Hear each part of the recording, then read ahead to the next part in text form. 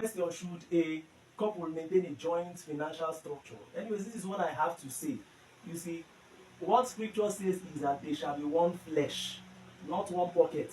Their oneness is to their flesh, yes, not as to their pockets. As a matter of fact, after life here on earth, in eternity, everybody will answer questions on the basis of his or her individuality. So a husband and a wife will not be one person for the purpose of eternity, for the purpose of accountability to God in the life in the hereafter, so to speak. So it's a one flesh thing. It's not a one pocket thing or something like that. So the point simply is that it's a matter of choice. It boils down to the couple involved, what they agree between themselves. But there is no law that their oneness in marriage has to translate into oneness in their financial structure. That is to say, it's not compulsory for them to operate a joint accounts or a joint financial structure.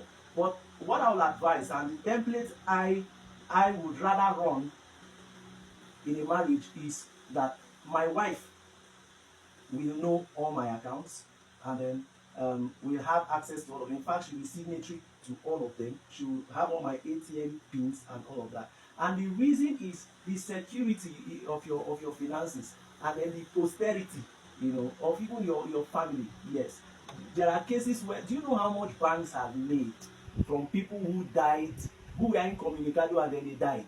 No member of their family knows what they have in a bank, or even if they know, how to access it becomes a challenge. You have to start looking for, find a way to get probate or letters of administration in the case of in estate succession.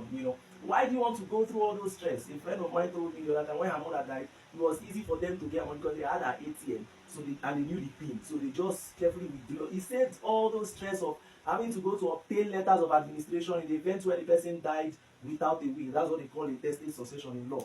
So in some people's cases, they didn't even know that certain accounts were operated by their loved ones, by their spouses, and their spouses died.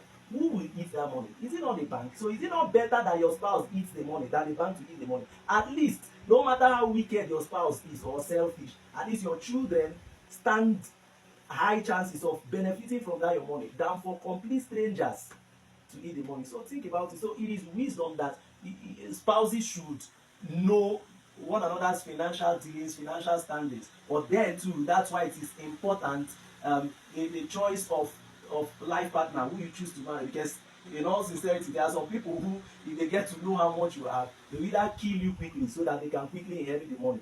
So you see, the choice of a life partner is more of it than any of these other issues. If you marry right, 70%, if not 90% of the problems are solved, of the issues are taken care of. So just marry right. If you marry right, I don't think you have a problem letting your spouse know what your financial standing is, know the accounts you operate, and even have your ATM pins. Yes, I would rather my wife has all of those things just in case, but nothing wrong will happen anyways. Bye.